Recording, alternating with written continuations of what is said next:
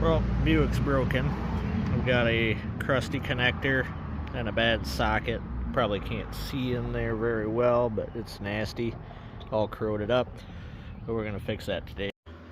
I have this salvage yard part here, probably off of one of the half dozen of the rusty Buicks or whatever I've crushed over the years. It fits, so we just need to figure out which one's ground, which one's turn signal, and which one is taillight. The colors make it fairly obvious, but I want to go over it quick to show you how we're going to figure it out if we didn't have the colors. So we have a dual filament bulb, 3157, two filaments, right? One's the turn signal, one is the tail light or marker light in this case. So they share a ground, right? So if we have it set up on resistance and we go ahead and probe one of these, we're on that one, we have basically zero resistance. Then we're going to probe another one, and we open. We're on the other one, that's open, and we're on this one, and that's open. So we have one contact, so we know that is going to be your turn signal or your tail light.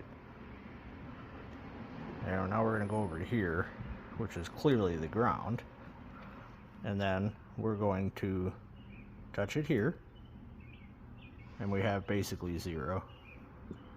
And we're going to go to this side, and we have basically zero. And we're going to go to this side, and we have an open, and this side, and we have an open. So we have two paths for the one wire. That's our ground wire. Well, now we know where ground is. How do we know which one's turn signal, which one's tail? The colors kind of give it away, but I'm going to show you. The tail light or marker light is usually dimmer than your turn signal. So we measure the resistance here, like that. We have 2.6 ohms. And if we go over to this one, measure the resistance, we have 0.8. Well, the higher resistance would be a dimmer light. So the high resistance is going to be our marker, and the lower resistance is a brighter light, is going to be our turn. So now we know what we need to get this wired in and make it work. And we're going to go ahead and test it with both the marker light and the turn signal going, just to verify that we don't have any grounding issues.